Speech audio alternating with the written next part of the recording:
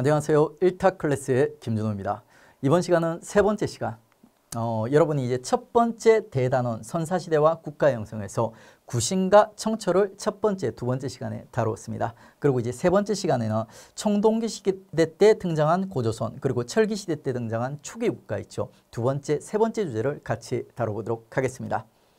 자, 다시 한번 정리해보면 청동기 시대 때 우리 역사상 최초의 국가인 고조선이 등장하게 되고요. 그리고 이 고조선이 철기 시대 때 멸망하게 돼요. 그러면 이제 고조선의 옛터에 조그만 여러 국가들이 난립하는 모습이 등장하는데 그게 이제 초기 국가 시기 이렇게 불리는 시기입니다. 그 중에서 우리는 먼저 이제 고조선과 관련된 내용들을 살펴보도록 하겠습니다. 자, 우리 고조선의 2000년 역사를 도식화시켜보면 단, 연, 위, 망 4개 마디로 나눌 수가 있습니다. 자, 첫 번째 단은 있죠. 단군조선의 성립과 관련된 얘기예요. 여러분 한국 사람들 단군 신화 다 아시죠? 그 단군 신화와 관련된 얘기라고 보시면 돼요. 그리고 이제 두 번째 얘기는 이 고조선이 중국의 연나라라는 나라한테 이제 두들겨 맞는 얘기예요. 연과의 경쟁이라고 표현되어 있는데 실질적으로 이 당시 연은 철기 문화, 고조선은 아직 청동기 문화였어요. 그래서 이제 철기 문화를 가진 연에게 고조선이 두들겨 맞으면서 영토를 빼앗기고 있죠. 저기 한반도 북부로 밀려나는 모습이 두 번째 마디 연 시기에 등장하는 거예요. 고조선이 힘든 시기였기 때문에 아랫마디. 그리고 이제 세 번째 마디는 있죠. 이 연나라, 고조선을 괴롭히던 나쁜 연나라가 멸망하는 거예요. 멸망하면서 연나라 사람들 중 일부가 고조선으로 유입이 되는데 그 유입된 인물들 중 하나가 있죠. 구테타를 일으켜서 고조선을 장악해버리는 거예요. 그 주인공이 바로 위만이라는 인물입니다. 위만조선이라고 불리는 시기죠. 이 위만이 연으로부터 들어올 때 선진물들을 가지고 들어오는 거예요. 그래서 다시 고조선이 반짝 빛나는 시기. 그리고 네 번째 마디 망은 느낌 오죠. 그러니까 고조선이 이제 망하는 거예요. 위만의 손자 우고왕이라는 왕 때 고조선이 멸망하는 시기. 그래서 이제 단, 연, 위, 망 해서 고조선을 4개 마디로 나누고 있죠. 각각의 마디를 정리해서 결합하면 고조선의 역사가 완성이 되는 겁니다. 자, 먼저 이제 단의 시기, 단군 조선. 이 성립되는 것과 관련된 단군 신화와 관련된 얘기를 중심으로 우리가 살펴보시면 돼요. 자, 단군 조선에 있지 않습니까? 기본적으로 청동기 때 형성된 국가, 우리 청동기 시대 때 형성된 최초의 국가는 군장 국가의 형태라고 했습니다. 그래서 단군 조선도 기본적으로는 군장 국가. 그리고 이 군장 국가의 특징 하나만 제가 암기해 달라고 했어요. 재정일치. 제사장과 정치자가 일치한다. 단군 왕검. 단군 할아버지의 정식 명칭이 단군 왕검이란 명칭이 있는데 이 단군이란 뜻이 제사장을 뜻하고 왕검이 정치적 지배자를 갖다 뜻해요. 이 단군 왕검이라는 칭호 자체가 고조선이 재정일치의 군장 국가였음을 보여주고 있는 겁니다. 그리고 뭐 천부인 이거는 단군 신화 읽어보면 단군 할아버지가 하늘에서 내려올 때 있죠.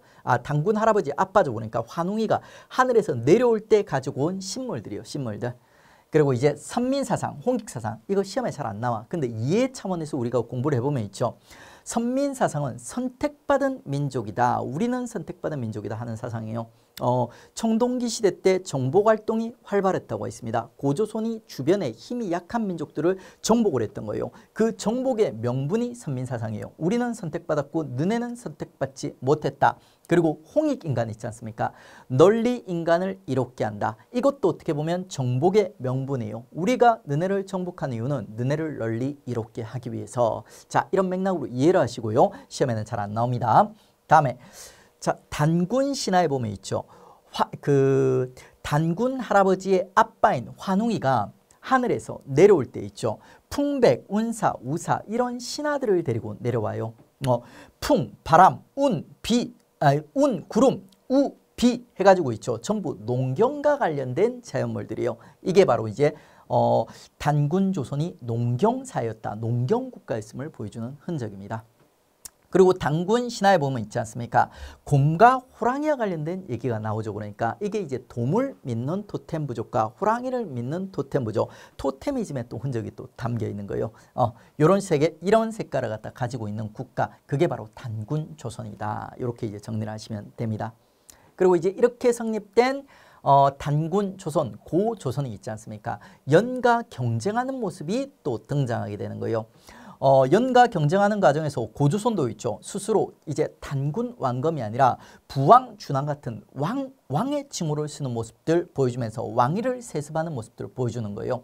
중국에 발달된 연나라랑 경쟁하면서 연의 선진 제도들, 문물들을 갖다 받아들이는 거예요. 그래서 관직도 정비되는 거고요. 근데 이거는 이제 우리가 그나마 긍정적인 면을 찾은 거고 실질적으로는 연가 경쟁을 했고 거기에 패배해서 고조선이 이제 밀려나는 모습들을 보여줘요. 고조선은 있죠. 고조선의 초기 영토는 자 여기 보면 만주에 큰 요하강이라는 큰 강이 있어요. 그리고 이 요하강에 있지 않습니까? 동쪽을 요동, 서쪽을 요소라고 부릅니다. 이 두 일대를 갖다 결합했을 때 요령이라고 불러요. 요론, 요령, 요소, 요동 이런 명칭들을 앞으로 우리가 계속 사용하게 될 거니까 여러분 숙지를 해주시고요. 고조선의 초기 영토는 요소와 요동 일대, 요령 일대였던 겁니다. 요령 일대.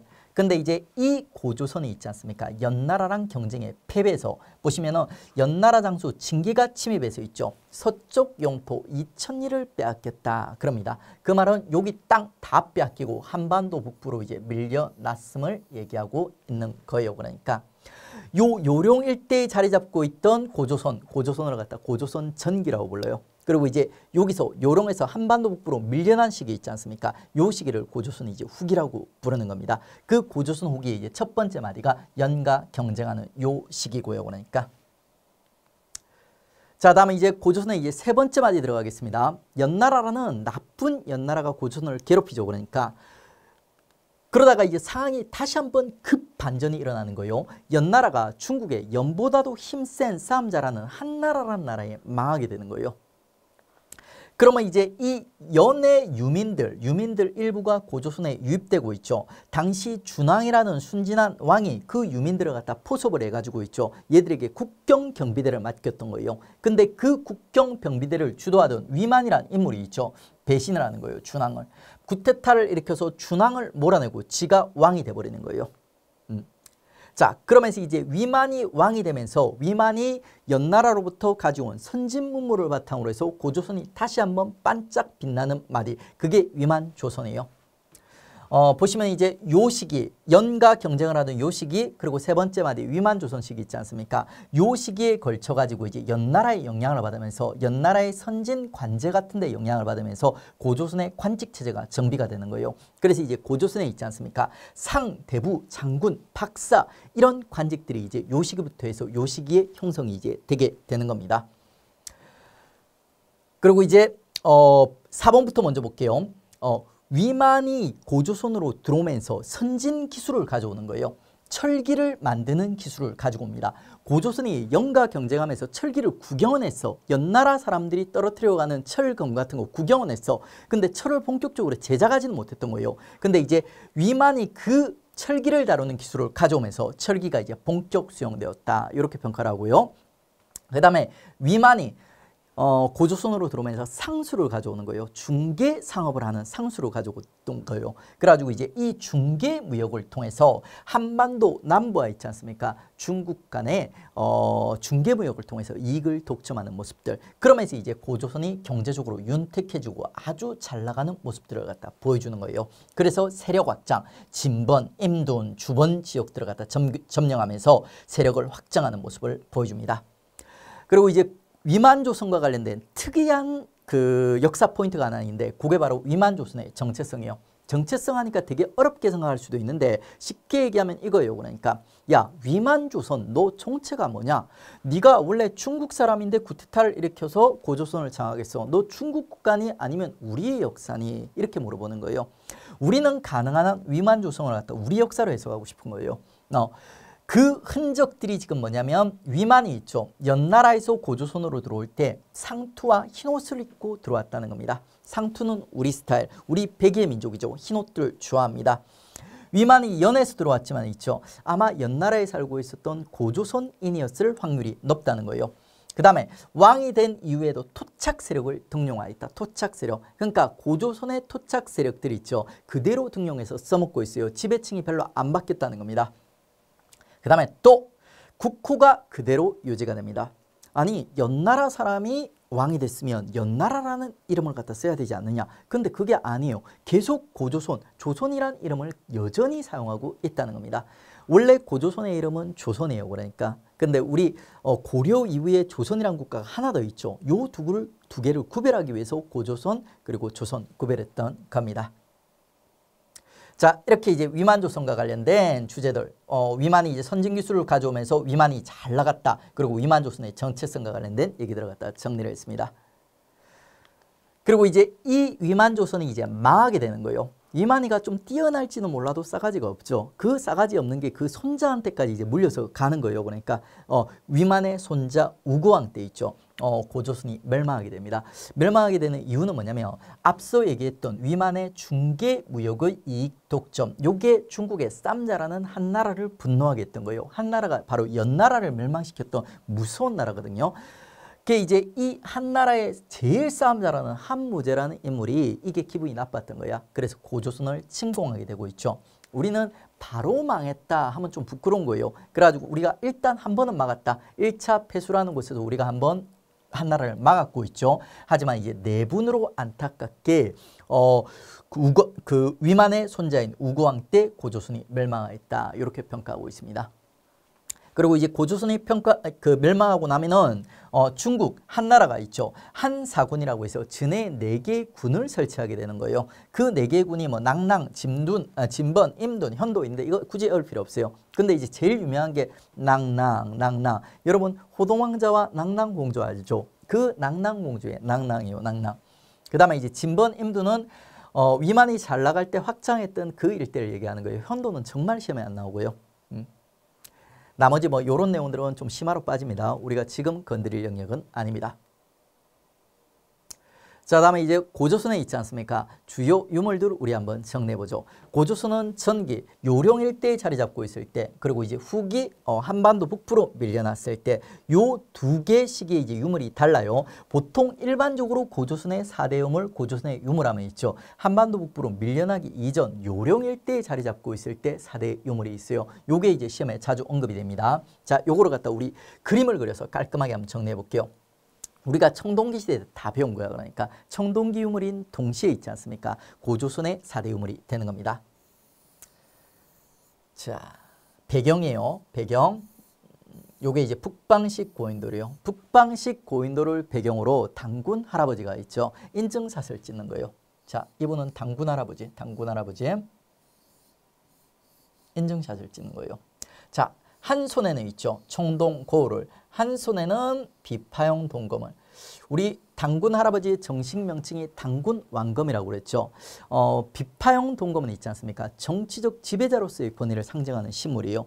그 다음에 청동 고을은 요거는 제사장으로서 권위를 상징하는 신물이에요. 그거를 한 손, 양손에 들고 있지 않습니까? 그 다음에 짝다리를 쫙 짚고 있죠. 미송리식 토기를 갖다가 밟고 미송리식 토기의 특징이 있지 않습니까? 귀가 요렇게 달려 있다는 거예요. 요 미송리식 토기를 갖다 밟고 그리고 이제 고조선을 갖다 대표하는 고분이 있죠. 북방식 고인들을 배경으로 해가지고 인증샷을 딱 찍은 거예요. 요 그림을 기억하시면 여러분이 있죠. 고조선의 4대 유물을 갖다 완벽하게 정리를 하신 겁니다. 자, 다음에 이제 고조선에 있지 않습니까? 사회상을 갖다 아주 잘 보여주는 고조선의 8조법이라는 법문이 있어요. 8조법 전부가 전하지는 않는데 중국의 이제 한서지리지, 중국의 고조선을 멸망시킨 한나라 있지 않습니까? 한나라의 지리지편에 보면 고조선에 대해서 자, 고조선에 8개의 불문법이 있었다 하면서 기록하고 있는데 그 중에서 3개를 갖다 기록하고 있어요. 그래서 우리한테 지금 3개의 조항이 전해주고 있다. 그 3개의 조항이 어떤 내용이냐? 살사와 도노와 상곡이다. 자, 사료에 나와 있는 내용을 제가 줄여서 표현을 한 거예요. 살사는 살인한 자는 사형에 처한다. 도노는 있죠. 도둑질한 자는 노비로 삼는다. 상곡은 있죠. 상처를 입힌 자는 곡식으로 갚는다 하는 내용입니다. 요거 워낙 중요해서 제가 두 문자를 따서 이렇게 익숙해지게 연습을 갖다 시키는 겁니다. 그 밖에도 뭐 여성은 정조를 지켰다. 도둑이 없었다. 이런 기록도 있는데 주인공은 요 살사와 도노, 상곡 이렇게 되는 겁니다. 근데 이제 이 고조선의 팔조법이 나중에 한나라가 있죠. 고조선을 점령하고 나면 좀 바뀌게 돼요. 그러니까 원래는 팔조법밖에 없었죠. 그럼에도 불구하고 도덕도 없고 여성들은 종조를 시키고 살기 좋은 세상이었는데 이게 이제 바뀌게 되는 거예요. 한나라가 고조선을 점령하고 나면 60여 개 조의 법문이 늘어나는 겁니다. 왜?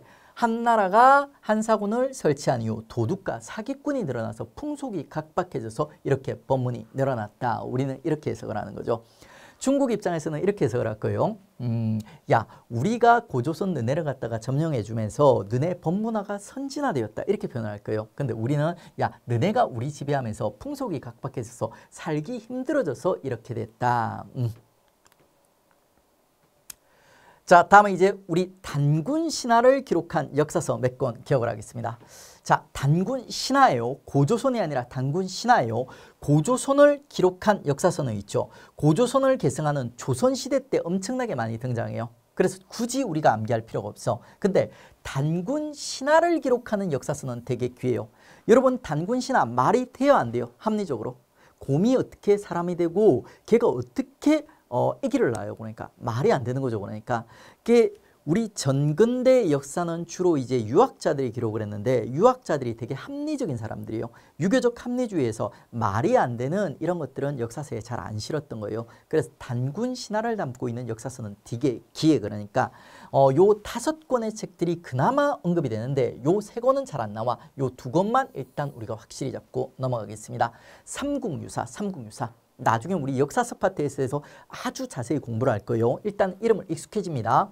삼국유사라는 책이 있죠. 고려 시기에 단군 신화를 최초로 기록하였다. 그 다음에 제왕운기, 거의 비슷한 고려 시기예요. 제왕운기란 책도 받아주었다. 삼국유사와 제왕운기, 요 정도까지만 이름을 기억해 둡시다. 단순 암기로. 이 책들이 전부 다 아주 자주성이 강한 중요한 책들이거든요. 나중에 우리가 다시 다루게 될 거예요. 미리 예습하는 차원에서 구경해 둡니다.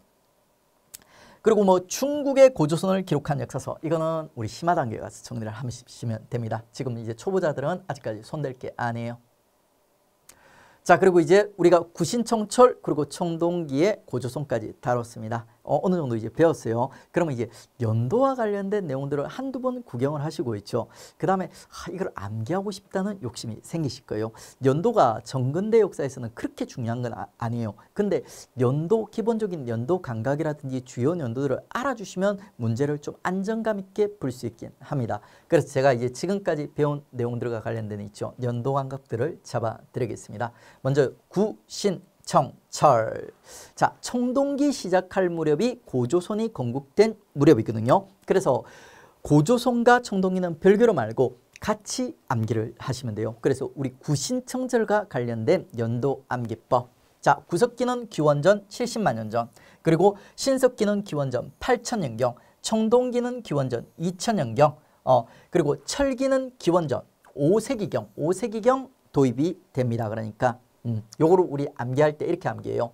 자, 7, 8이 7 곱하기 8은 얼마요? 7, 8이 56입니다. 근데 여기서 이제 6자를 살짝 지워버리고 있죠.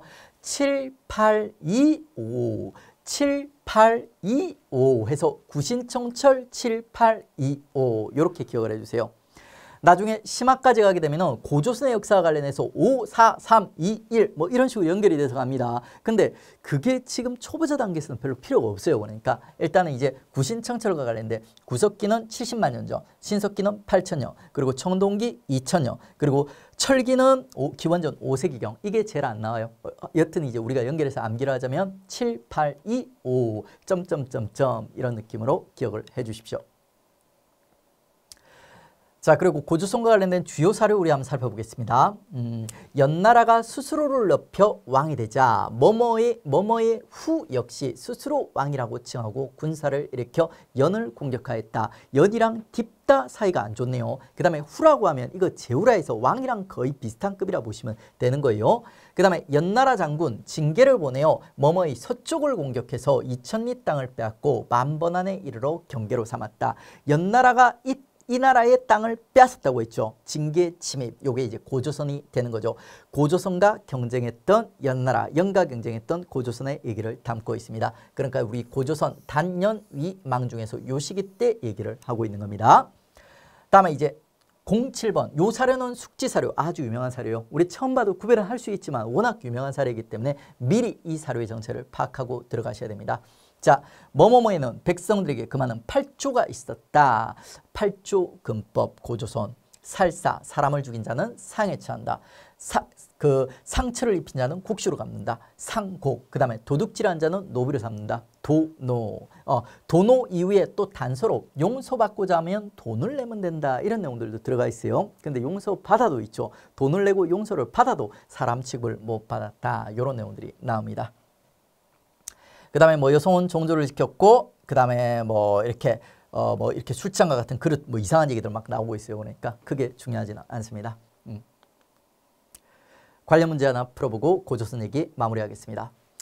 고조선의 역사 전개의 올바른 순서를 고르며 중국의 한에 맞서 대항하다가 왕검성이 함락되었다. 고조선과 관련된 있지 않습니까? 순서 문제가 나오면 여러분 무조건 단연위망을 그려주십시오. 지금 한에 맞서다 왕검성이 함락되었다. 고조선의 멸망과 관련된 얘기를 다루고 있어요. 그래서 이제 기역번 그리고 니은번 요소지방을 경계로 연나라와 대립할 만큼 강성하였다. 연과의 경쟁 얘기하고 있습니다. 니은번. 그리고 디귿번 위만이 왕검성에 쳐들어가 준왕을 내몰았다. 자, 요거는 이제 위만조선의 성립과 관련된 거죠. 디귿번이 됩니다. 고조선의 8조법이 60여 개조로 증가하고 풍속도 각박해졌다. 고조선의 멸망과 관련되어 있습니다. 다른 거는 순서가 지금 명확해. 지금 기읍과 리을 순서를 잡아야 되죠. 연도를 외우는 게 아니라 우리 논리적으로 한번 생각해 봐요. 고조선이 있죠. 한나라에 멸망하는 게 먼저일까요? 고조선의 8조법이 60여 개조로 증가하고 풍속이 각박해지는 게 먼저일까요? 한나라가 지배를 하면서 풍속이 각박해지는 거죠. 그러니까 멸망하고 한나라가 지배하는 과정에서 이런 모습이 등장하는 겁니다. 자, 그래서 이제 니은, 디귿, 그리고 이제 기욱, 리을 이런 식으로 순서가 빠지는 거예요. 어렵지 않죠? 자, 이렇게 해서 이제 우리 고조선과 관련된 청동기에 형성된 고조선과 관련된 얘기까지 정리를 했습니다. 그 다음에 이제 주제는 있지 않습니까? 우리 고조선이 멸망하고 나서 고조선의 예터에 조그만 국가들이 이제 난립을 하는 거예요. 그리고 이제 이 고조선 멸망한 시기가 이제 철기 시기입니다. 그러니까 이 철기 시기 때 조그만 이제 국가들이 이제 난립하는 시기가 열리게 되는데 그 시기를 갖다 우리는 이제 초기 국가, 초기 철기 시대 이렇게 이제 불리는 거예요. 그러니까 초기 철기에 형성된 초기 국가들과 관련된 얘기들을 우리가 살펴보겠습니다. 요 시기 때 크게 이제 5개의 국가가 등장하고 있죠. 요 5개의 국가들을 갖다 경쟁시켜서 구별하는 문제들이 또 대세가 되는 거예요. 자, 우리 한반도 지도예요. 한반도 지도. 한반도 지도에서 요 북쪽에 이제 부여, 그 다음에 이제 고구려, 그 다음에 동해, 옥저, 그리고 이제 남쪽에 있는 세계 한에서 이제 삼한에서 요 5개 국가들을 서로 눈에 구별할지 않은가 하면서 이제 문제가 구성되게 됩니다. 하나씩 북쪽에 있는 이제 2개의 국가씩 부터 우리가 정리를 해보도록 하죠. 북쪽에 가장 북쪽에 부여와 그 밑에 이제 고구려 요 2개의 국가가 서로 비슷한 면이 되게 많아요. 부여에서 고구려가 뻗어나왔기 때문에 이 둘을 경쟁시켜가면서 우리가 지식들을 정리해 가겠습니다. 먼저 첫 번째 이제 부여예요. 부여. 자, 부여와 관련된 내용들을 갖다 정리하기 위해서 먼저 이제 부여의 특징들, 캐릭터들 먼저 잡겠습니다. 부여의 가장 중요한 2개의 특징이 뭐냐면 하나는 중국과 가장 가까운 나라예요. 그래서 중국의 영향을 가장 많이 받았던 국가. 그리고 이제 부여의 2번째 특징은 있죠. 반농반목이에요. 반농반목. 우리 국가들은 대부분이 있지 않습니까? 농본국가, 농사로 먹고 사는 국가였는데 부여는 좀 특이하게 있지 않습니까? 농사 반, 목축 반, 목축도 아주 중요한 생계 수단이었던 국가입니다. 그러니까 요 2개가 이제 부여의 특징이에요. 이런 특징들을 바탕으로 부여와 관련된 정치, 사회, 경제와 관련된 내용들을 우리가 살펴보겠습니다. 고구려와 비교해서. 자, 정치적으로 있죠. 부여는 왕가 오부족 연맹체. 자, 우리 고조선은 있지 않습니까? 군장국가였죠. 그런데 이 초기 국가 단계가 돼버리면 있죠. 국가 단계가 군장국가 다음 단계로 발전하게 되는 거예요. 일명 연맹왕국이라 해서 군장국가들끼리 뭉치는 거예요. 뭉쳐가지고 왕을 갖다 뽑는 거예요. 그래가지고 이제 왕가 그리고 이제 군장들 간의 연합체가 형성이 되는 거야. 그게 이제 연맹왕국이에요. 연맹왕국. 부여도 그런 연맹 왕국의 일종까지 이제 발전을 하게 되는 겁니다. 그래서 왕가 오부족 연맹체. 자, 그리고 이제 지배계급, 왕 말고도 부에는 강력한 지배계급들이 있었는데, 그러니까 군장급들이죠. 사출도라는 도시가 있었고, 그 도시를 다스리는 마가, 우가, 저가, 구가, 가짜가 부족장들을 뜻하는 거예요. 군장을 뜻하는 거예요. 이런 애들이 이제 아주 왕 못지않게 강력한 권한들을 행사하는 걸 볼 수 있습니다. 얘들이 있죠. 왕을 선출하기도 해요. 왕이 아들에게 왕위를 물려주는 게 아니라 있죠. 이런 마가, 우가, 저가, 구가 이런 부족장들이 모여서 다음 때 왕을 갖다 결정해 버리는 거예요. 그 다음에 왕이 마음에 안 들면 폐위도 시켜요. 폐위도 시켜요. 거기다가 얘들은 있지 않습니까? 전에 밑에 사자, 대사자 같은 관리들도 두는 거예요. 그러니까 아주 강력한 있지 않습니까? 왕들을 견제할 수 있는 가들이 존재하고 있었던 국가. 그게 이제 부여예요.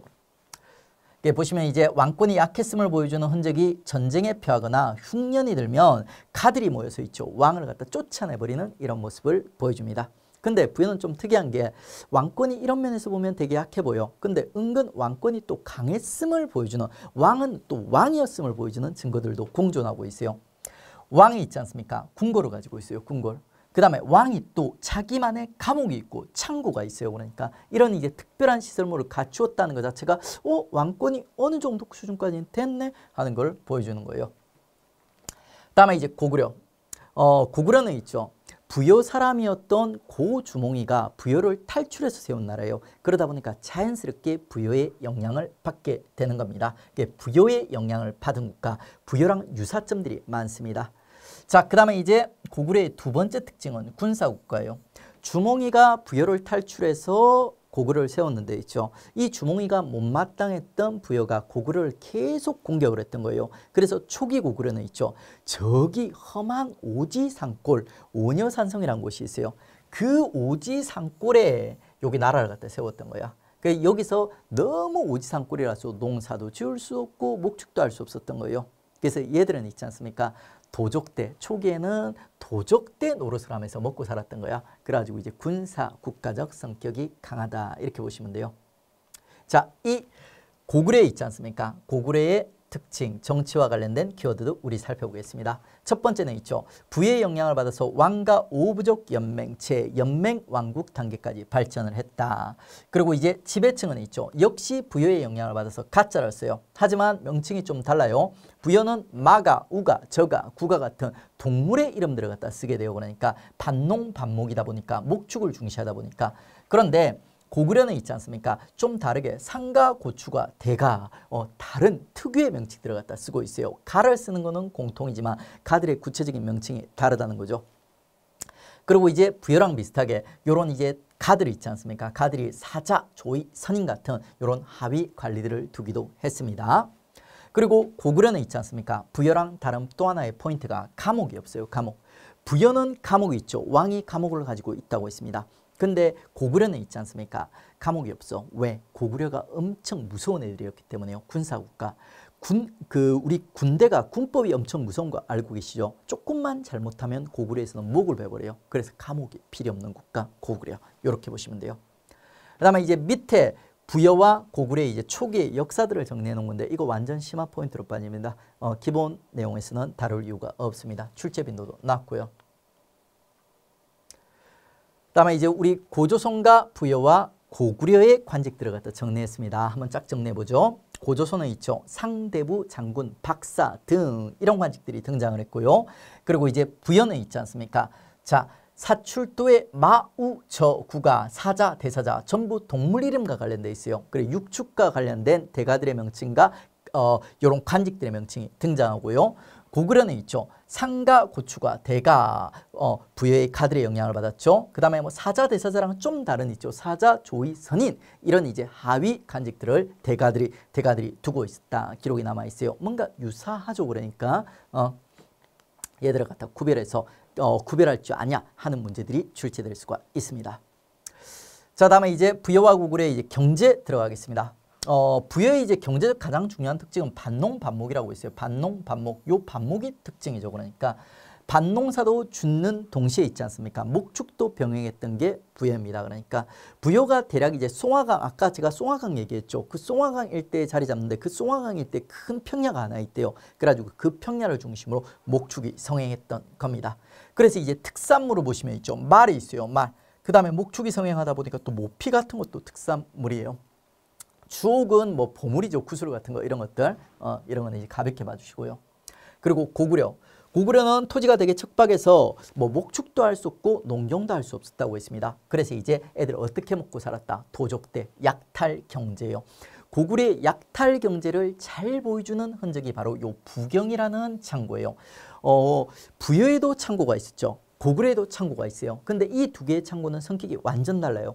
부여의 창고는 있죠. 왕권이 나름대로 강했음을 보여주는 왕의 창고예요. 근데 이제 고구려의 창고는 있죠. 그 얘들이 맨날 약탈하는 거예요. 그리고 그 약탈한 물건들을 갖다가 보관하는 집집마다 작은 창고가 있었던 거예요. 이 물건 다 떨어지고 나면 또 약탈하러 가는 거예요. 고구려의 약탈 문화를 보여주는 작은 창고. 그게 부경이 되는 겁니다. 자, 다음에 이제 고구려와 부여 있죠. 사회적 특징들, 유사한 점이 상당히 많아요. 유사한 점과 차이점 중심으로 고구려와 부여의 사회상들을 구별해 주십시오. 자, 이 당시에는 있지 않습니까? 제천 행사, 국가적인 하늘에서 지내는 제천 행사들이 많이 치러져요. 부여의 제천 행사가 용고라는 아주 유명한 제천 행사가 있어요. 나머지 초기 국가들도 대부분 제천 행사를 가지고 있는데 부여의 제천 행사가 특히 중요하거든요. 이유가 뭐냐 그러니까 12월 달에 치러진 거예요. 12월. 옛날 이 시기 때 우리 농본 국가에서 있지 않습니까? 하늘에 가장 사람들이 감사하던 시기는 10월 달이에요. 추석, 추수를 했을 때. 근데 다른 나라들은 전부 제천 행사를 갖다 추수로 한 10월 달에 제사를 지내는데 부여만 특이하게 12월 달에 제사를 지냈던 거예요. 그래서 이제 이게 중요합니다. 왜 부여는 12월 달에 제사를 지냈을까? 이유가 바로 그거예요. 얘들 밭농 밭목이요. 그러니까 목축이 부여에서는 되게 중요한 생산 방식 중에 하나였는데 12월이 바로 이제 동물들을 사냥하는 계절이에요. 그러니까 목축, 지네들이 기르기 위한 동물들을 잡는 시기예요. 그래서 이제 이 동물들을 갖다 많이 잡을 수 있게 해주세요 하면서 하늘에 제사를 지냈던 겁니다. 그래서 이제 12월에 특이하게 영고라는 제사를 갖다 지냈던 거죠. 그러니까. 그리고 얘들은 이제 밭농밭목, 목축으로 갖다 되게 중시하다 보니까 자, 하늘 운을 점칠 때도 있지 않습니까? 소를 죽여가지고 소의 발굽 모양을 보고 점을 치는 특이한 풍속이 있었어요. 그게 우제전복. 다음에 이제 고구려. 고구려에도 10월 달에 동맹이라는 제천 행사가 있었습니다. 10월 달에 원래 제천 행사가 있는 게 정상이에요. 다음에 부여와 고구려의 공통점. 형사치수제라는 제도가 있었어요. 고구려도 부여도 있죠. 형사치수제. 이게 뭐 하는 제도냐면 형이 있지 않습니까? 전쟁에 나가거나 혹은 나이가 다 죽지 않습니까? 그러면 동생이 그 형수를 취하는 제도예요. 이때는 정복전쟁, 전쟁 되게 활발하게 일어났죠. 그러다 보니까 남자들이 죽는 경우가 많았어요. 그럼 남자들 죽고 나면 그 형수를 동생이 대신 데리고 사는 제도. 그게 이제 형사치수제라는 제도입니다. 그러니까 그리고 이제 부에 보면 투기 간음녀를 죽였다. 투기는 있죠. 질투하는 여자. 간음은 간음했던 여자. 무슨 말인지 알죠? 그러니까 간음하는 여자는 뭐 어느 정도 시대적 상황을 고려한다면 가능할 수도 있지만 질투를 하는 여자까지 남편들이 돌로 때려 죽일 수 있게 법을 만들어 놨다는 거예요. 이 말은 여성들의 사역지가 상당히 낮고 되게 남성 중심의 사회였다는 거예요. 이유가 뭐냐면 있죠. 우리 부여라는 국가의 특징 중에 하나가 중국에 가장 많은 영향을 받은 국가라고 했죠. 중국과 우리 문화를 갖다 여러분들 기본 성격을 갖다가 구별할 줄 알아야 돼요. 이건 역사의 상식이에요. 그러니까 중국. 그리고 이제 우리 중국 문화는 있죠. 기본적으로 청동기 문화를 바탕으로 해서 형성이 됐고 우리 문화는 기본적으로 신석기 문화를 바탕으로 형성이 됐어요. 그래서 있죠. 중국 문화가 좀 더 남성 중심적이에요. 청동기 문화가 가부장적, 남성 중심, 신석기 문화는 모계 중심. 상대적으로 우리 문화에 비해서 중국 문화가 좀 더 남성 중심의 문화라는 거예요. 이게 중국과 우리 문화의 기본적인 차이점, 첫 번째 차이점, 첫 번째 상식 포인트예요. 그리고 두 번째 차이는 뭐냐면 중국이 있지 않습니까? 아무래도 우리보다는 좀 중앙집권적 성격이 강해요. 그러니까 왜냐하면 정복전쟁이 활발하게 일어나던 청동기 문화를 바탕으로 해서 형성이 되었기 때문에 우리는 신석기 문화 되게 평등한 문화예요. 그래서 이제 중국 문화가 우리 문화보다 왕권이 강합니다. 기본적으로. 왕권을 강화시키는 제도라든지 이런 것들이 이제 많이 갖춰져 있어요. 우리 문화는 상대적으로 있죠. 평등하고 귀족들의 권한을 강화시켜주는 이런 성격들이 발달돼 있고요. 그러니까 그래서 보시면 있지 않습니까? 요 투기 간음령과 관련된 내용은 어떤 맥락에서 이해하시면 되면 부여가 중국의 영향을 많이 받았어요. 중국이 여성들의 자직지가 낮다고 했어요. 거기에 영향을 받은 거예요. 거기에. 그래서 이제 우리 초기 국가들 중에 있죠. 부여가 가장 여성들의 사회적 지위가 낮음을 보여주는 이런 흔적들이 강하게 남아 있습니다. 그 다음에 이제 고구려에는 서옥제라는 있지 않습니까? 좀 특이한 결혼 풍속이 있어요. 서옥제. 요 서옥제는 뭐 하는 제도냐면 남자가 여자랑 결혼하고 싶지 않습니까? 그러면 이제 그 여자 집에 찾아가는 거예요. 찾아가가지고 장인 장모님한테 자 따님을 주십시오 하는 거예요. 그러면 그 딸을 갖다가 허락을 받으면 있죠. 바로 데리고 자기 집으로 돌아오는 게 아니라 그 장인 장모 집에서 조그만 서옥이라는 집을 짓고 있죠. 옆에서 같이 사는 거예요. 왜?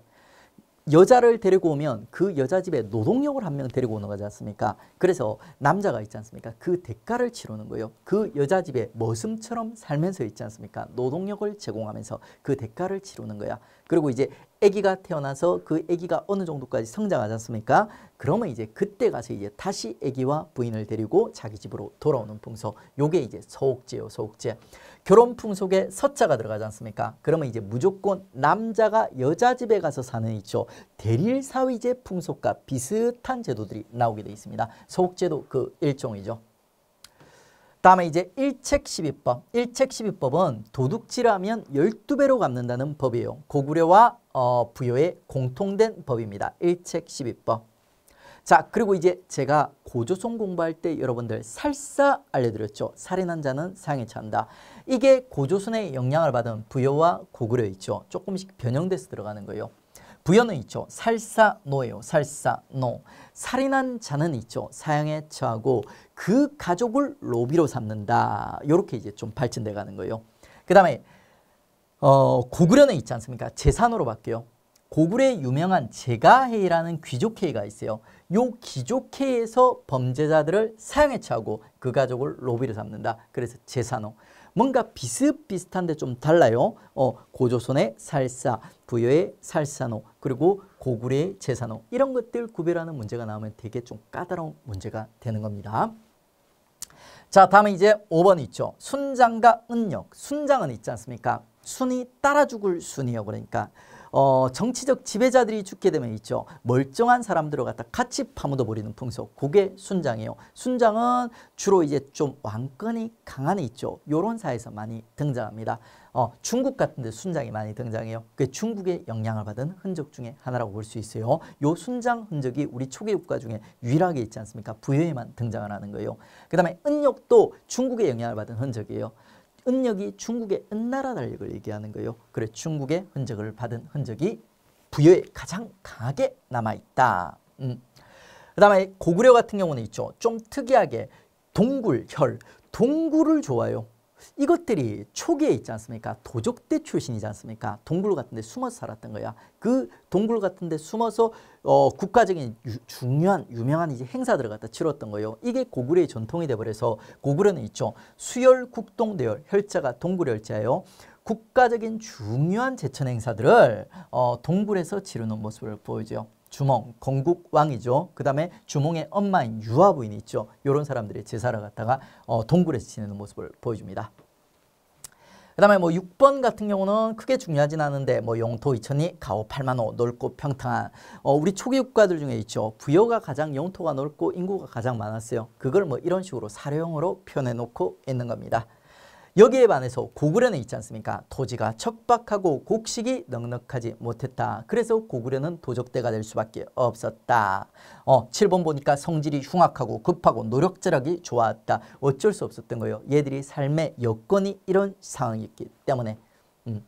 그리고 얘들은 넓은 땅에 비옥한 거기다 이제 목축까지 병행하면서 잘 먹고 잘 살았죠. 그래서 이제 인품이 후덕하고 있죠. 잘 먹고 잘 살아 체격이 컸다. 이런 기록이 남아 있어요.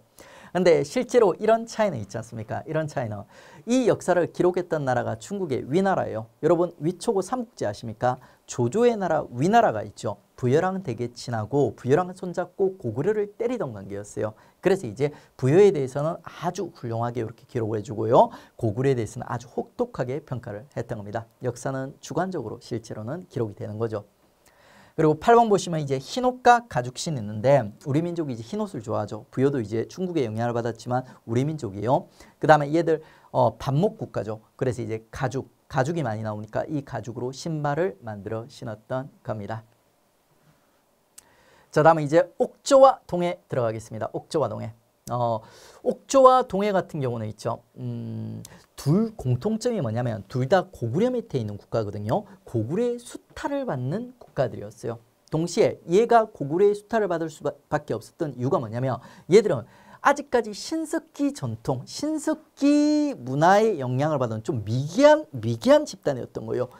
성장 단계가 낮다 보니까 그리고 이제 고구려 바로 밑에 붙어 있다 보니까 고구려의 수탈을 받던 두 개의 국가가 옥조와 동해요. 두 국가가 상당히 유사성이 많아요. 그래가지고 이제 이 두 국가를 공통점과 차이점을 중심으로 비교해 주시면 됩니다. 먼저 이제 옥조 동해는 있죠. 고구려라든지 부여처럼 연맹 왕국 단계까지 발전을 못해요. 군장 국가 단계라고 보시면 돼요. 그 군장들의 이름이 뭐 후, 읍군, 삼노 이렇게 불렸어요. 두 나라다. 근데 후는 나올 때도 있고 안 나올 때도 있어요. 보통 이제 읍군, 삼노 얘들이 이제 옥조와 동해의 군장이다. 이런 식으로 매칭시켜서 나오는 문제가 많습니다. 그 다음에 이제 둘 다 이제 고구려의 수탈을 갖다 당했고요. 그리고 둘 다 있지 않습니까? 고구려의 수탈당하기 좋은 있죠. 고구려에 갖다 바치기 위한 특산물들을 갖다 열심히 뭐 이렇게 만들고 제작하고 했던 겁니다. 옥조에 보면 이제 소금 해산물, 그리고 이제 동해는 보면 있죠. 방직 해산물, 그리고 이제 뭐 평야, 곡식들 이런 것들을 또 열심히 이제 길러가지고 고구려에 이제 갖다 바친 거죠. 근데 이 두 국가 중에서도 더 심하게 수탈당한 국가와 덜 수탈당한 국가가 있는데 옥조가 더 심하게 수탈당해요. 왜? 옥조는 고구려 바로 밑에 붙어 있어. 그 다음에 이제 동해는 고구려 조금 거리가 있어요. 거기다가 이제 동해는 있지 않습니까? 약간 조금 한 성과를 갖다 하는 거예요. 당궁, 과마, 반어피. 당궁이 무기예요. 그러니까 조그만 궁, 화살. 그 다음에 과마는 있지 않습니까? 전투, 마예요. 그러니까. 그리고 반어피는 바다 표범의 가죽. 뭔가 조금 이제 싸움 좀 할 것 같은 느낌이 들어요. 그래가지고 이제 고구려에게 조금 덜 수탈을 갖다 당했던 국가. 그게 이제 동해라고 보시면 돼요. 그 다음에 이제 옥조와 동해 있지 않습니까? 사회 풍속들과 관련된 내용들을 비교해 보면 있죠. 옥조는 민며느리제라는 특이한 결혼 풍속이 있어요. 이 민며느리제가 어떤 제도이냐면 되게 특이한 점이 두 개나 있어요. 요거는. 자, 여자 집에서 아기가 태어나지 않습니까? 보통은 여자가 이제 장성한 다음에 결혼할 나이가 되면 결혼을 갖다 시키는 거예요. 근데 옥조는 특이하게 있죠. 얘가 초딩 날 때, 정말 어릴 때 남자 집으로 여자애를 갖다 보내버려요. 첫 번째 이상한 포인트요. 아니, 왜 여자애가 결혼할 나이도 안 됐는데 왜 남자 집에 그렇게 급하게 보내냐? 이유가 바로 고구려 때문이에요. 고구려한테 정말 심하게 수탈을 당했는데 곡식만 빼앗긴 게 아니었던 거예요. 여자들까지 수탈당했던 거예요. 그래서 여자들을 빼앗기지 않기 위해서 어렸을 때 일찍 있지 않습니까? 남자 집에 보내버렸던 겁니다. 그러니까 그래서 이제 이런 특이한 민며느리제가 등장을 했던 거예요. 그 다음에 두 번째 특이한 포인트는 뭐냐면 여자가 이렇게 남자 집으로 가는 거죠. 그러니까 그러면 우리 그 전근대 그리고 전근대 중에서도 초기 시대 있지 않습니까? 초기 시대는 노동력이 그 사회에서 가장 중요한 그 경제적 가치를 가지고 있었어요. 그래서 이제 여자가 남자 집으로 가면 있지 않습니까? 소옥제랑 비슷한 형식으로 어떤 식으로든 그 노동력에 대한 대가를 갖다 치러야 되거든요. 뭐 소나 말을 주든지 아니면 남자가 대신 가서 일을 해주든지 이렇게 해야 되는 거예요. 근데 여자애가 남자 집으로 갔는데 있죠. 요 옥조에서는 그에 대한 대가를 지불하지 않아요. 당장 그러니까 여자애가 어릴 때는 언제 대가를 갖다가 지불하냐면 여자애들이 장성을 하는 거예요. 장성을 해가지고 머리가 이렇게 커지는 거예요. 그래서 이제 결혼을 하는 거예요. 그러면 이제 그 결혼할 때 남자 집에서 여자 집에 있죠. 소나 말이나 뭐 먹을 거나 이런 거를 갖다 주면서 대가를 치렀다. 이렇게 기록이 남아 있어요. 좀 이상한 게 아니 여자애가 이렇게 어렸을 때 넘어갔을 때 대가를 치르면 되지 왜 여자애가 나중에 장성하고 난 다음에 대가를 지불했을까? 이유는 있죠. 옛날에는 유아 사망률이 엄청 높았던 거예요. 여자라는 노동력을 데리고 왔는데 있죠. 얘가 정품인지 불량품인지 아직 검증이 안 끝났다는 거예요. 그래서 기다리는 거예요. 기다려서 얘가 정품 인증을 딱 받고 나면 있지 않습니까? 그 노당용에 대한 대가를 갖다 지불했던 거예요. 그 특이한 면이 두 개나 있는 민며느리지 옥죄. 근데 자세히 우리가 이 시대 상황을 갖다 고려를 해보면 있죠. 충분히 그럴 수도 있구나 하면서 납득이 되는 결혼 제도가 바로 민며느리 제도입니다. 가지고 나중에 결혼할 때 대가를 지급하였다. 이렇게 기록을 하는 거예요. 우리 이제 소옥제는 있지 않습니까? 남자가 여자 집에서 나중에 이제 아기가 큰 다음에 부인이랑 아기를 갖다 데리고 돌아오지 않습니까? 그때 경제적 대가를 지불했을까요? 안 했을까요? 지불을 안 합니다. 이유가 뭐냐면 노동력으로 때웠기 때문에 자기가 7년, 8년, 10년을 갖다가 그 여자 집에서 모습 노릇을 했던 거예요. 그래서 그냥 들어오는 겁니다. 옛날 사람들도 나름대로 이제 합리적인 측면들이 있어요. 자, 그 다음에 이제 옥죄 있죠. 또 특이한 골장제라는 제도가 있어요. 골장제도는 있죠. 요거 별명이 많습니다. 가족묘 혹은 새골장이라고는 별명도 가지고 있어요. 어떤 제도냐면 가족들이 죽지 않습니까? 아빠가 죽고 엄마가 죽고 아들, 딸들이 죽지 않습니까? 그러면 얘들을 갖다 일단은 가매장을 해놓는 거예요. 가매장. 그리고 이제 이 가족들을 갖다가 나중 가가지고 커다란 목각이 있지 않습니까? 큰 목각에다 같이 묻어주는 가족묘. 그게 바로 이제 골장제요. 골장제. 신석기 문화가 가족 간의 유대가 되게 강했다고 했어요. 그래서 이제 신석기의 영향을 받은 있죠. 옥저 같은 국가에서는 골장제 같은 이런 풍속이 이제 등장을 했던 겁니다. 쌀 담는 항아리는 크게 중요한 건 아닌데 있죠. 옥저 사람들이 고구려 사람들한테 맨날 수탈당하다 보니까 살아생전에 엄청 가난하게 못 먹고 못 입고 했던 거예요. 그래서 죽어서라도 좀 많이 먹으라고 관 앞에 있지 않습니까? 묘지 앞에 쌀을 담은 항아리를 갖다 넣어줬다고 합니다. 불쌍하죠. 자, 다음에 이제 동해. 동해는 고구려에 상대적으로 옥저에 비해서는 덜 수탈당했다고 했어요. 그래서 제천 행사가 있어요. 옥저는 제천 행사가 없어요. 그러니까 정말 웃긴 게 옥저는 제천 행사가 없는데 고구려는 제천 행사가 있어요. 그러니까 이게 둘 다 뭔가 좀 이상한데 둘을 연결해 보면 그렇구나 고개를 끄덕끄덕 하게 됩니다. 이미 이해하신 분들 있어요. 그러니까 아니 고구려는 농사를 안 지어요. 약탈 국가이기 때문에. 근데 10월이 되면 고구려가 동맹이라는 제천 행사를 했던 거예요. 이유는 바로 옥저 때문이에요. 옥저 애들이 농사 뼈 빠지게 지어가지고 고구려에 갖다 바치는 거예요. 대신 고구려 애들이 기뻐해 주는 겁니다. 근데 이제 동해는 있지 않습니까? 좀 덜 삥 뜯겼나 봐요. 그래서 얘들은 있죠. 무천이라는 제천 행사를 10월 달에 치르게 됩니다. 그리고 이제 동해 역시도 있죠. 옥저랑 비슷하게 신석기적 전통이 강해요. 그래서 신석기 문화에서나 나올 법한 제도들이 등장하는 거예요. 조계원 우리 신석기 때 배웠어요. 그리고 이제 책화도 신석기적 전통에서 유래되는 거예요. 우리 신석기 때 시족사회, 부족사회가 되게 폐쇄적인 성격이 강하다고 있어요. 그래서 얘들은 다른 부족의, 다른 시족의 영역에 침범을 하지 않는 게 원칙이에요. 근데 실수로 한 번씩 이렇게 침범하는 경우도 있겠죠. 그러면 여기에 대한 배상을 하는 거예요. 그게 책화예요. 소라든지 말이라든지 재산 같은 걸 통해 가지고 있죠. 다른 지역의 영토를 침범했을 때 배상하는 제도, 그게 이제 책화이다. 요게 이제 동해에 있습니다. 이런 제도들이 동해가 신석기적 전통을 가지고 있음을 보여주는 거죠. 그 다음에 3번 여자형 철자형 집터. 우리 뒤쪽에서 사진으로 볼 건데 있죠. 요렇게 생긴 집터. 그 다음에 이렇게 생긴 집터들이 있지 않습니까? 동해에서 이제 새롭게 발굴이 된 거예요. 원래는 옥저가 더 중요했거든요. 근데 이제 최근에는 동해가 더 뜨고 있는데 이유가 뭐냐면 옥저는 저기 북한 땅이야. 근데 동해는 저기 강원도 땅이라서 우리나라에서 계속 발굴이 이루어지고 있는 거예요. 그 최근에 발굴 성과가 여자형, 철자형 집터예요. 이런 것들도 시험에서 한 번씩 언급이 됩니다. 자, 그리고 이제 우리 마지막 초기 국가 중 마지막 주제가 이제 가장 한반도 남부에 자리 잡고 있는 삼한, 세계한과 관련된 내용입니다. 세계한, 삼한의 특징은 있죠. 일단 첫 번째, 독자적인 문화를 가지고 있다는 거예요. 이거 좋게 표현한 거고 있죠. 적나라하게 표현하면 촌빨 날린다. 중국으로부터 가장 멀리 떨어져 있어요. 그래서 독자적인 가장 촌빨 날리는 문화를 발전시킨 국가가 바로 삼한입니다. 그 다음에 삼한의 두 번째 특징은 있죠. 경제적 특수성이요.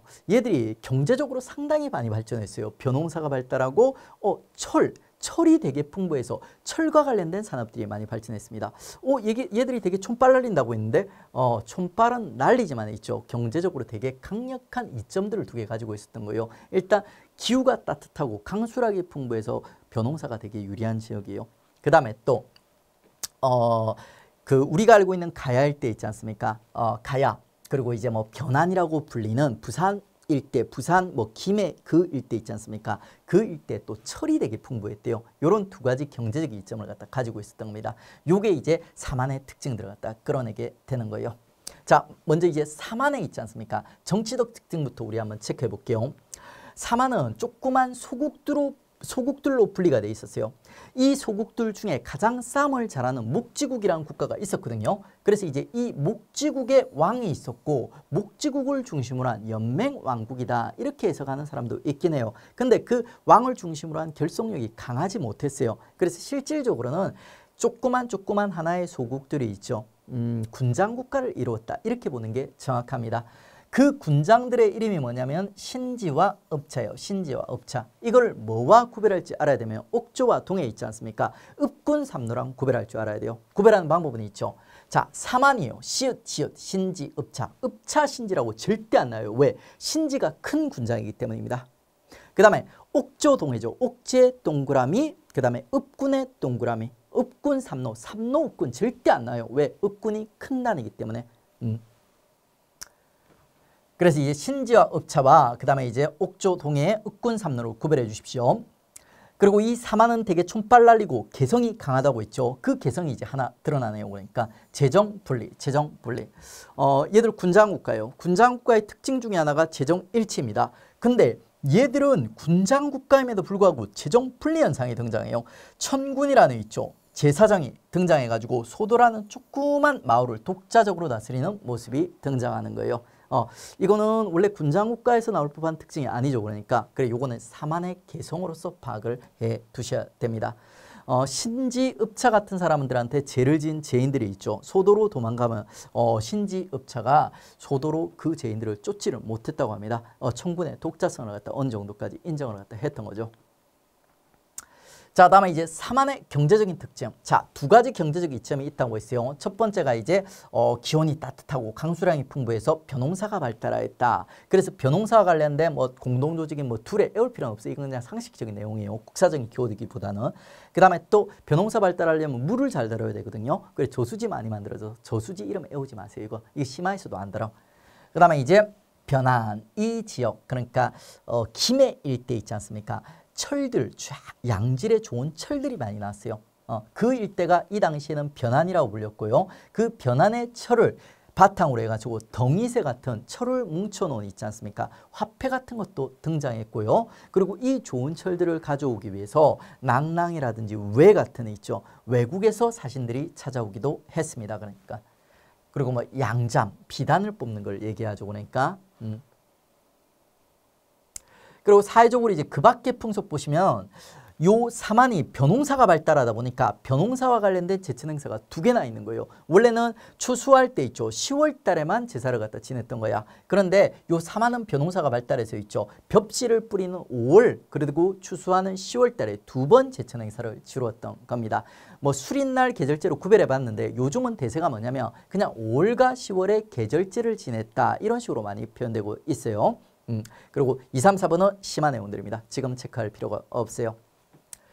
자, 그리고 이제 이 사만이 있지 않습니까? 사만이 나중에 자, 한반도 남부에 세 개 이제 한이 있어요.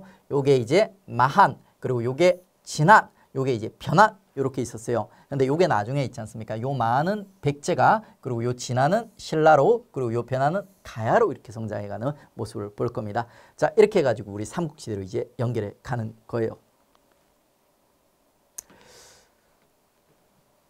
자, 요 초기 국가들의 위치도 확인하셔야 돼요. 요 그림 기억나시죠? 요 그림. 자, 부여, 고구려, 옥조, 동해, 그리고 이제 사만 해가지고 얘들 이제 지도상의 위치까지도 확인을 해 주십시오. 요게 이제 동해에서 발견된 여자형, 철자형 집태고요. 요게 이제 덩이새 얘기하는 겁니다. 그리고 소도의 소대는 있죠.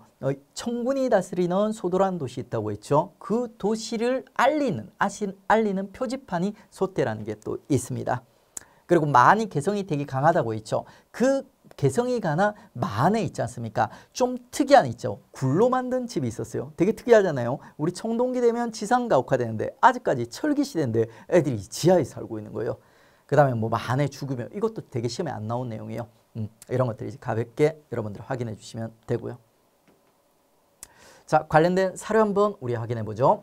자, 뭐뭐에는 은력, 정월에 지내는 제천 행사, 국중 날마다 먹고 마시고 노래하고 춤추었는데 그 이름을 영고라고 했다. 영고, 그리고 이제 을력이라는 키워드, 그리고 뭐 흰배로 만든 옷, 가죽신 이런 키워드를 보면서 있죠. 우리는 부여라는 국가를 끌어낼 수가 있습니다. 자, 이런 식으로 이제 사료들이 등장하면 이 사료가 이제 초기 국가 중 어떤 국가인지 여러분이 끌어내셔야 돼요. 그리고 그 국가와 관련된 키워드를 연결하셔서 정답을 뽑아내시면 되고요. 관련된 문제 하나 풀어보겠습니다. 자, 가와 나라에 대한 설명으로 옳은 것은 가, 고구려 개마대산 동쪽. 여러분 문제 풀 때 제가 이제 문제 푸는 요령 하나 알려드릴게요. 지금 어떤 나라를 골라야 되는데 지금 고구려라는 나라가 등장했죠. 그러면 이 나라는 절대 고구려는 아니에요.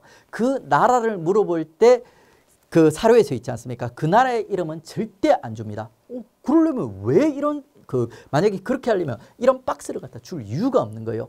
그러니까 이 가라는 나라는 있죠. 고구려는 절대 아니다. 그리고 고구려와 관련돼 있는 어떤 국가이다. 인물을 물을 때도 마찬가지요. 어떤 인물을 묻는데 그 인물의 이름이 등장하죠. 그러면 그 인물이 아니고 그 인물과 관련된 다른 인물인 거야. 자, 그 나라 풍속에 여자 나이 10세가 되기 전에 혼인, 신랑 집에서 여자를 맞아 다 클 때까지 길러 아내로 삼는다. 무슨 제도인지 아시겠죠? 그러니까 민며느리 제도 얘기하는 거예요. 그러면 얘는 옥조가 되는 거고요. 그리고 남쪽으로 진안, 북쪽 고구려 옥조와 맞닿아 있고 동쪽으로는 바다에 닿아 있다. 해마다 10월에 하늘의 제사, 밤낮으로 술을 마시고 노래를 부르니 무쳐 나와버렸네요. 결정적인 키워드죠. 그러니까 동해, 옥조와 동해를 경쟁시키는 문제네. 가, 소욱제, 요거는 고구려니까 때. 그리고 이제 가, 중대한 범죄자, 제가해, 역시 고구려 때. 나번, 족장들이 저마다 따로 행정구역 사출도를 다스렸다. 부여 때. 정답은 4번밖에 안 되겠네요. 다른 부족들의 영역 침범하면 체카가 바로 동해랑 연결이 되는 거죠. 그래서 정답 4번이 되는 겁니다. 저정적인 게 있죠. 우리 초기 국가 5개 국가를 구별하는 문제였습니다. 일명 뭐 부곡동삼 하는데 부곡동삼보다는 요 이미지를 통해서 5개 국가들을 여러분 머릿속에 개념하시고 구별하시면 문제를 풀 수가 있습니다.